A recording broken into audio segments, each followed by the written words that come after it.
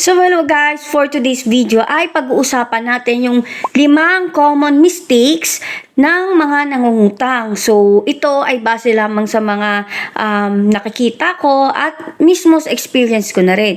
Kung gusto nyong malaman kung ano iyon ay stay tuned lamang. So ang number 1 at unang-una sa listahan na common mistake kapag nangungutang kayo ay nangungutang kayo dahil sa luho lang. Yes po. Syempre, may umuutang naman talaga tayo minsan kasi sa luho. Pero kasi, kapag madalas na tayong nangungutang kasi may gusto tayong bilhin, may gusto tayong luho, ay talaga namang mahihirapan kayo doon. So, dapat itingnan nyo muna yung gusto nyong kunin is sa wants ba or sa needs. So, kagaya sa akin, umutang ako ng TV, ng washing, ng e-bike kasi yon lahat ay kailangan namin. Hindi yun para sa luho lang.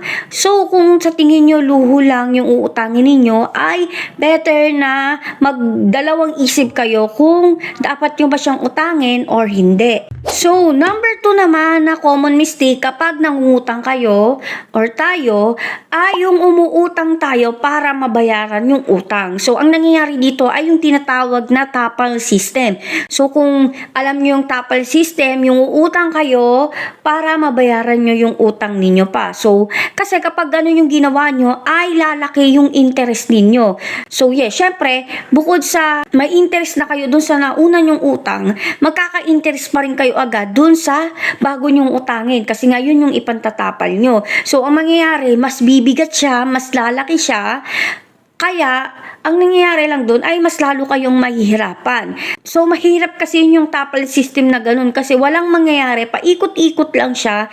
Ang nangyayari lang doon ay yung kumikita lang ay yung inutangan ninyo. So, kayo, lulubog at lulubog kayo sa utang kapag ganun yung ginawa ninyo. So, next, number 3 na common mistake ng mga nangungutang ay yung nangungutang kayo nang hindi nyo alam yung interest or yung magiging monthly payment ninyo. So yes, sinabi ko na rin yun sa video ko kahapon na dapat na ang basic knowledge ng mga nangungutang ay alam nila kung magkano magkwenta ng interest at ng monthly.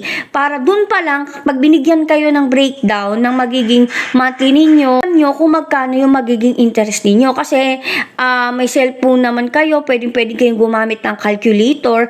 Tingnan ninyo kung magkano yung magiging interest. At kapag nalaman nyo na talo kayo sa interest, at malaki talaga yung interest, better na wag nyo na ituloy or kung need nyo talaga, babaan nyo na lang yung amount na uutangin ninyo para hindi rin kayo mahirapan at hindi rin kayo mabaon sa utang. So, number 4 na common mistake ng mga nangungutang ay umuutang kahit na hindi mo kayang bayaran. So, yes, alam nyo naman yan. Maraming naka-experience na utang kayo ng utang tapos alam nyo naman sa sarili nyo na hindi nyo kayang bayaran. So, kapag ganun kasing mindset ninyo na, ay, utang ako, kaya ko naman yan, utang ako. Mahihirapan kayo niyan sa bandang huli. Kasi ang mga utang naman ay hindi naman one-time payment. Depende na lang talaga sa iyo kung gusto mo one-time payment. Pero, kalimitan yan ay 12 months to pay, 6 months to pay, 3 months to pay. Isipin nyo sa loob ba ng 3 months na yon or 12 months na yon, may pera kayo pambayad. Yun ang iisipin ninyo kasi kapag hindi kayo nakapagbayad sa utang ninyo, sino mapapaya? Diba kayo rin naman? Kaya talaga better kung uutang kayo ay i-make sure ninyo na kaya nyong bayaran. At isa pa, baka magkaroon kayo ng bad credit score sa mga inuutangan ninyo. Online man yan, sa bank man yan, or sa tao. So lastly, na common mistake kapag nangungutang kayo is katugtong lang din to ng number 4. Ito naman yung hindi na totally nagbabayad ng utang. So dito talaga, marami talagang gumagawa nito. Hindi ko naman sinasabi, hindi ko naman nila lahat. Pero marami talagang gumagawa nito, mapa-online man, mapa-tao man, mapa-bank man. Although sa bank kasi, syempre, kapag hindi kayo nagbayad, imagine niyo kapag hindi kayo nagbayad sa bank muna tayo pwedeng makuha yung mga gamit nyo. At mabaon talaga kayo ng mabaon sa utang kasi ang bank talaga ay mahigpit sila kapag hindi kayo nagbayad.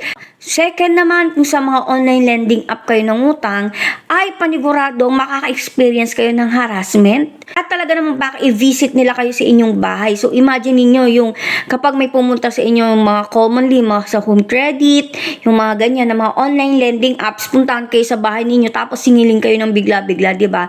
Kahit na ilang years pang nakalipas na yan, bukod sa malaki na yung interest niyo, magugulat na lang kayo kasi bigla na lang silang dadating nang hindi nyo alam. So, better talaga dapat magbayad kayo ng utang. So, lastly naman, kung sa tao kayo hindi magbayad, mahirap din kasi, syempre, di ba, kung kakilala nyo yung inuntangan ninyo, paano kayo makakautang ulit sa kanila if ever na kailanganin nyo ulit kung hindi kayo marunong magbayad, di ba? So, dapat talaga marunong kayo magbayad kapag umuutang kayo. So, ayan lang yung mga common mistake. Yan lang yung top 5 na sa tingin ko common mistake ng mga mangungutang. At syempre, hindi naman talaga natin maiwasan na hindi umutang. Kahit ako nga di ba? May home credit ako, nagtatry ako ng mga online lending apps. Kasi nga, syempre, sa isang tao, hindi mo naman talaga maiwasan na hindi umutang. Pero, nasa sayo talaga yung kung kaya mong bayaran to at kung maganda kayong magbayad. Siyempre, kung maganda kayong magbayad, makakautang kayo ulit at magkakaroon talaga kayo ng good credit score. So, yun nga no, sana may natutunan kayo sa video na ito. Thank you for watching. Yun lang!